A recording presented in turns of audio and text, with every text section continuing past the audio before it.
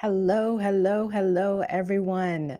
Good day, whether it is your evening, your afternoon, or your morning. Thank you so much for joining me or catching the replay. Glad to have you. For those of you who do not know who I am, my name is Lepora Lindsay, and I go live every Sunday and we talk about workplace value. And you know what? I take that back. Well, mostly every Sunday, yes. So I took a break last Sunday. So if you're like, but wait a minute, she didn't go live last Sunday. You're right. I did not go live last Sunday, but typically every Sunday, had to take a break, right? But every Sunday at 5:30 Central Time, going live talking about workplace value.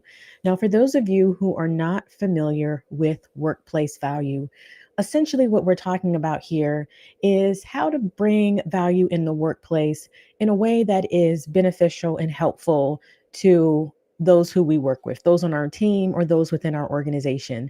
This is not about self worth. This self-worth is something that every single person has, regardless of your title, regardless of your position. Workplace value is how we translate that in a way that others are able to experience the value that we have. And so that looks different. That does require a bit more strategy. That does require a bit more thought process in order to figure out how can we best distribute that value in the workplace. So, that being said, today's topic is stop overlooking the obvious. Connection creates value. So, we're talking about how connection creates value in the workplace. So, it's only 15 minutes. So, if you can just stick with me for the next now, maybe I don't have a watch. I'm just going to pretend like I do. But if you can stick with me for the next 12 to 13 minutes, by the end, you will walk away with something that you can apply today. I guarantee you.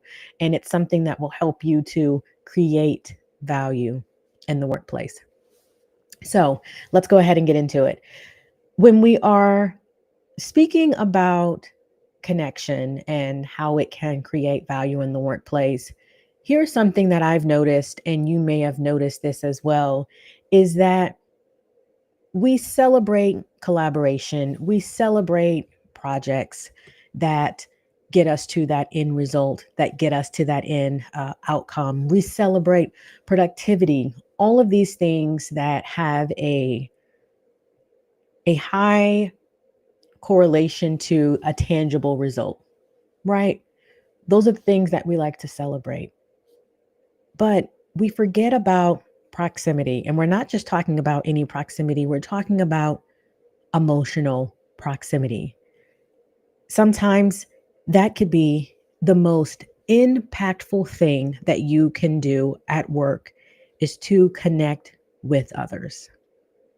So it was a Sherm 2022 podcast episode that I was listening to.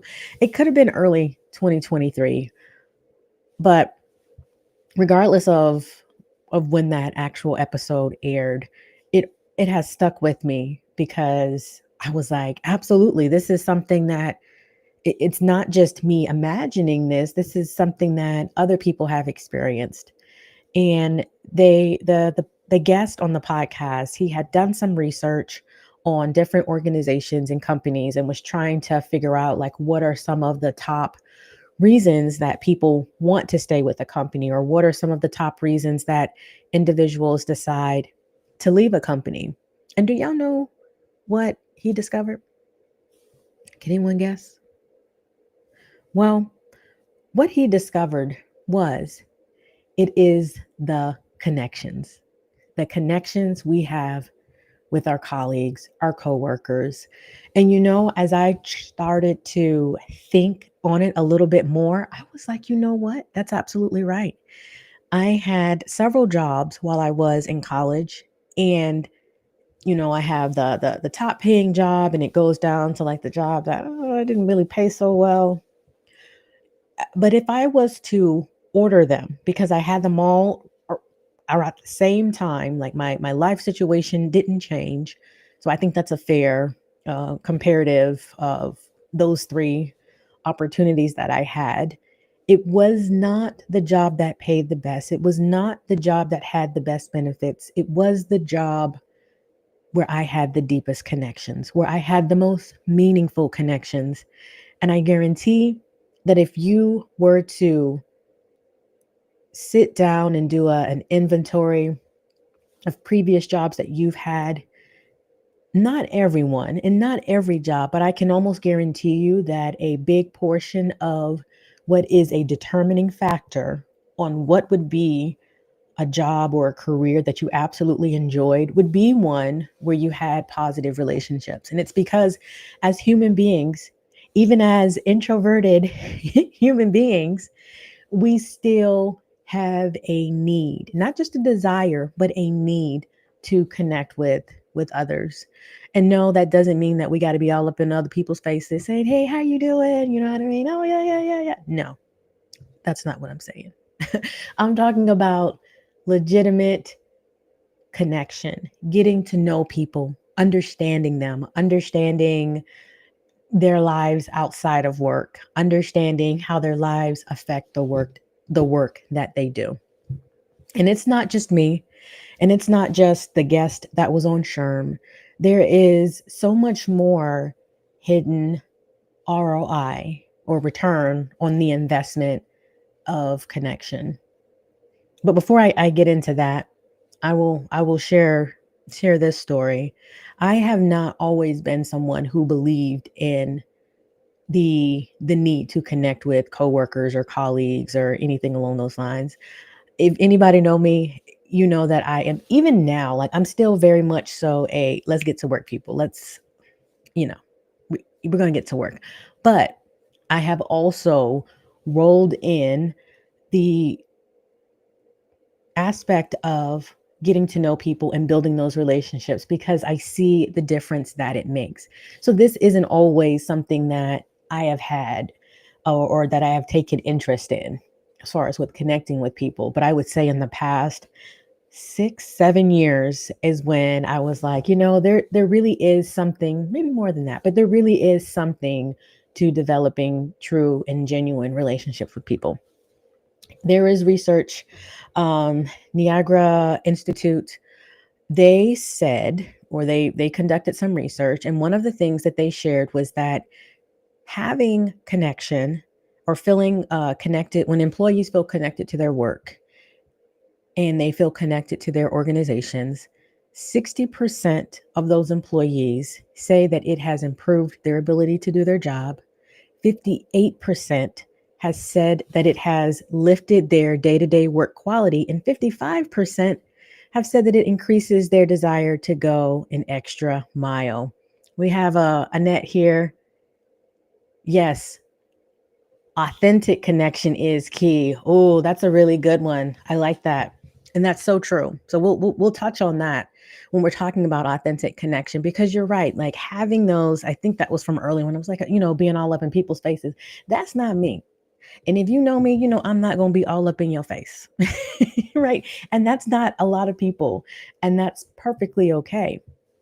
It is having an awareness of number one, understanding yourself, understanding what level of connection you have to contribute to others, understanding how much how much delving into people's lives that you want to like, and being able to create that boundary, I think is so important. So I really appreciate that. And when we talk about, I only have one tip for you this week, but when we talk about that tip, it really is going to be about making it authentic to you because I don't know who I mean, there are, whoever is watching this, whether it is today or whether it is weeks from now, the situation is going to be slightly different. And so I recommend that you take what I have to say and you apply it in a way that is useful for you. Right? Just because we are connecting with people doesn't mean that we're going to be connecting with people all day, every day. For some of you, that may be your form of connection. For some of you, it may be a quarterly thing. Whatever that rhythm looks like for you, I think is so very important. So, when we're talking about that return of investment on connection, we see that if it's improving people's ability to do their job, if it is lifting their day-to-day work quality, and if it is increasing their desire to go the extra mile, that's saying that it is beyond just a feel good. Connecting with people goes much deeper than that.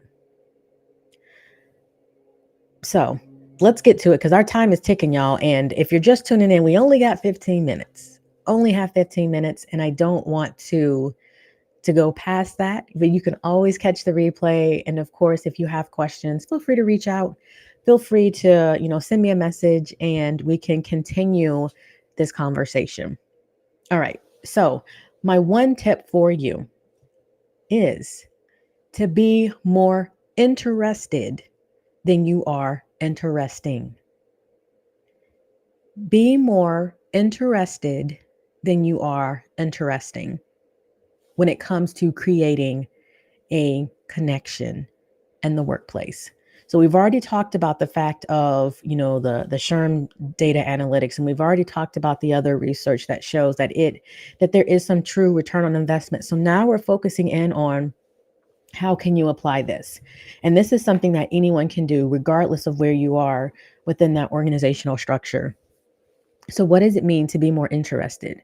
It means being curious, it means to ask questions and to let that person, or if you're talking to a group of people, to let them answer the question and you just continue to gather that information.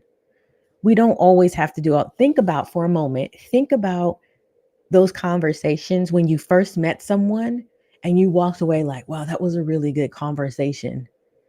Part of it is, yes, the other person is interesting, but the other part is them showing interest in you. And some of the absolute best conversations happen when both individuals are more interested in each other than they are in sharing information about themselves. And I'm not saying that you have to be tight-lipped and you just answer questions, and then whenever someone asks you, you're just like, no, I'm not saying do that, but I am saying take a genuine interest in what they are sharing. Remember the information that they share, and then bring it up in a conversation later on, whether it's a week later, whether it's the next day, whether it's the weekend. Bring that up that at another time, and I guarantee you it will start to make a difference. When you connect with others in the workplace, you're building trust. When you connect with others in the workplace, you are building opportunities for collaboration. When you connect with others in the workplace, you are building bridges that builds a stronger team. And yes, I know that many times it is tied to just the feel goods, but there is so much more than just the feel good.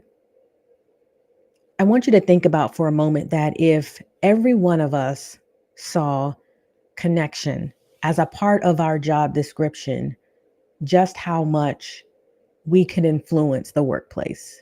If we were all kind, if we were all caring, if we all really cared about our coworkers outside of just getting the work done. So, as I prepare to end today, I want you to know, I want you to think about, how do you connect? And my challenge for you, because we have to have that weekly challenge, is to reach out to one coworker that you have. And this is something you can do whether you're remote, whether you're hybrid, or whether you are in person, and just check in and see how that coworker is doing. That's it. Now, if this isn't something that you typically do, the response may not be what you expected. And that's to be expected because they're not used to seeing this from you. But I just want you to continuously do it and then watch how it affects things for the better. So, as we prepare to close today, just remember that the biggest impact, it doesn't have to come from the biggest project. It doesn't have to come from the loudest voice or the person who is seen the most. It doesn't have to come from the person who is working the most hours. It can also come from the quiet moment when someone feels seen. It can come from us checking in with our coworker and letting them know that I see you as a human being, I see you as a person. And that's how we can spread value. So, on that note, y'all, as the time has come, I don't see any additional comments in the chat, but remember, you can message me, and remember that you can stay adding value. All right. Have a good one, y'all. Bye.